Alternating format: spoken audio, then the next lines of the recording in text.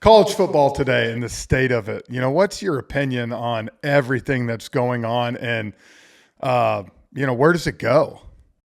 Well, the last part of the question, I have no idea. Where does it go? I think it's going in the right direction, and to me, the right direction. Um, we've been talking about this, and several years ago, even I was thinking like the way this has to go is for eventually players to be classified as employees in order to be paid by the universities. That brings on a whole bunch of other things. Is there a collective bargaining agreement? What about benefits? I mean, there's all these questions out there, but to have it cleanly so that athletes can be paid, I think that's where we're going to end up. I think that this most recent decision, court decision, kind of is leaning that way. But also think this is a result of years and years of neglect and kicking the can down the road by the NCAA. And so when you have a situation where the Power Five conferences are generating billions of dollars, and it's just becoming more and more and more. And now with technology, we're all seeing this more and more. I can open my social media and see a whole reel about how much money college football is making. When I was in college, we didn't know. Now it's all public, and I think that the great thing I see is that players are realizing their agency, that their power, which I think is always a good thing. But I also think the fact that this wasn't dealt with in an equitable manner going all the way back to the 90s as the game started to grow, that's why we're having this big fallout right now. And so where does it end up? I hope it ends up in a place where players are compensated some share of the revenue. I think that's fair. I also want to be in a place where there's guardrails and rules for things like NIL. There's consistency across the board. State to state, things are different now. That makes it difficult, even for coaches. I think that when it comes to roster management, there's issues there. It's difficult for coaches to manage a roster where kids can transfer so quickly.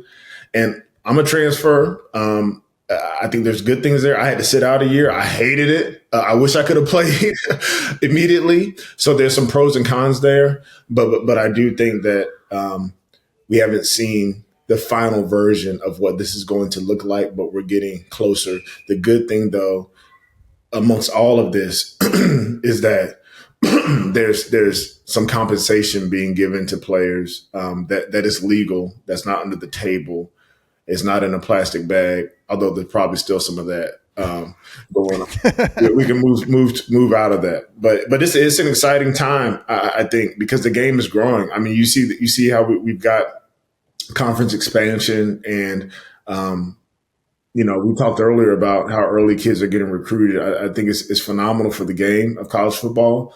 But within that, we also have to be mindful that these are 16, 17, 18-year-old kids. And some of these parents are kids too, just trying to figure it out.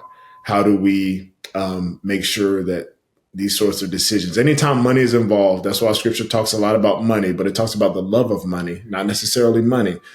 But anytime the love of money gets involved by all these different entities, there's going to be casualties, and that's what you hate to see. Ben, what's your take on the whole transfer process? And you've got teams like Clemson on one side, and Dabo feels pretty strongly what he believes, and they're not participating much. And you've got other teams and kids that are transferring 3-4 times. What's your take on where that? You mean like FSU? They can only build their team through transfers. I'm a Clemson fan. So I got to give them a shot.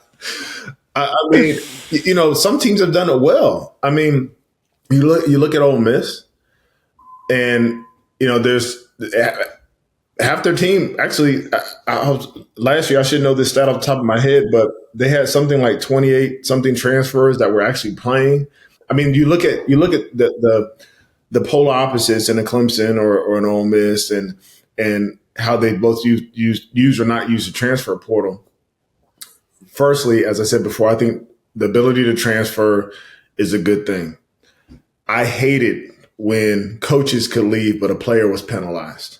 We've seen over and over again over the last several decades where a coach would leave, start coaching the next week. Perhaps he was part of a scandal. Maybe he just wanted another job and he would leave. The kids he brought in are still there. If those kids want to leave, they've got to sit out a year. Then the rules change where those kids could leave. And now, I think, again, going to the roster management piece, it's about the windows of being able to transfer when you can and can't. And it's also about, there's kids that enter the transfer portal and don't get an offer. And we don't hear about those stories a lot of times. But there are kids that enter the transfer portal and there's no guarantee that their former school is going to take them back if they don't get to go somewhere else. And who knows who's saying what to them about their value on the open market. So I love the movement. I love the ability to move. I think it makes it harder for fans who watch the game. It seems almost disloyal. It seems very transactional, and I understand that aspect of it as well. How can you get used to a player if he's only going to be there for a year or a year and a half and then leave to go somewhere else? But I think that's the landscape we're in. Dabo has decided what he's decided. I will be hard pressed to see him not adjust in the coming years because that is what college football is now. Even when you look at the Heisman candidates, I was reading this stat of the last something like 10 Heisman quarterbacks or Heisman candidates that were in the finals for the Heisman as quarterbacks. Something like 8 of them out of the 10 were 80% were transfers. Yeah, I think what's going to be interesting though is if the players do start getting paid, right, like employees, like you said, and if there's benefits, then the university is going to want guardrails like, you can't just leave after 1 year. It's almost like a player signs a 4-year deal. Yeah. You're mine. Exactly.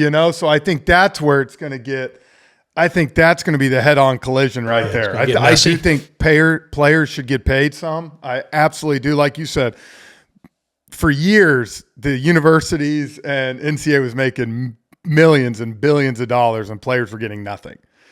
And so now it's gone, like you said, almost the other way. Where do you meet in the middle? Well, the other thing, too, that I want Ben's thoughts on is that coaches always adjust. I mean, it's their job. So they're going to adjust to the system for better or for worse. And what they've done is they're not recruiting out of high school as much. They're just recruiting FCS kids. They're recruiting other D1 kids. And on the other side, the good news, I guess, for athletes is they're free agents now. They have the opportunity to go to better situations. But are they losing something in that? And I think that's fair. But are they losing the college experience? Like your college experience at Georgia, being there for 3 or 4 years and being a student, not just an athlete. Are they losing that college experience, or is that something that really is not the goal anymore for these kids? And I know it's not the goal for some of these kids who are going to be able to play on Sundays, but for the other kids, are they losing some of those friendships? Are they losing some of those opportunities to make connections in the business world? They are, but I think it kind of full circle comes back to the conversation about the kid who practices 365 days a year.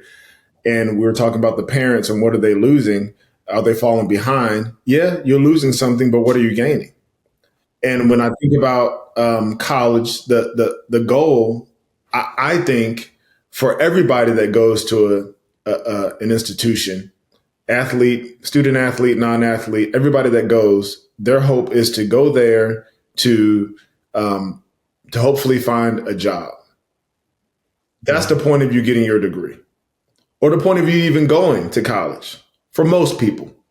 Now, some people want to go party, of course. There's always those folks.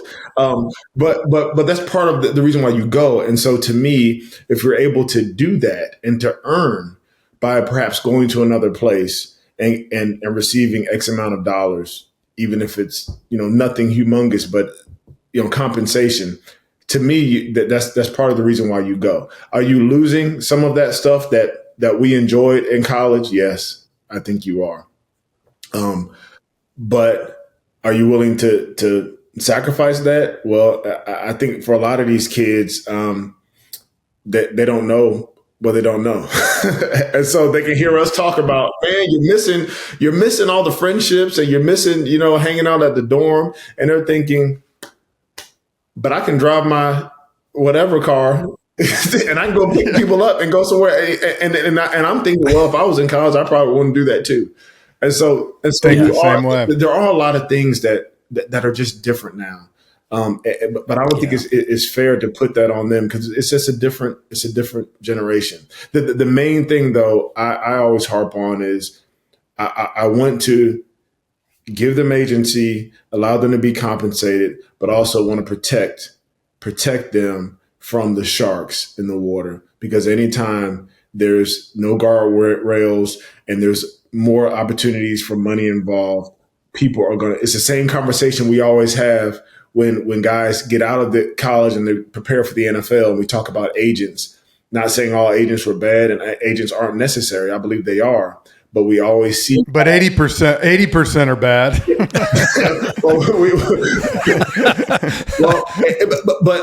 but it's the money and the opportunity for it that brings people into this cauldron, and then there are those who are lied to. And again, they're kids, even though they look grown. They're still kids.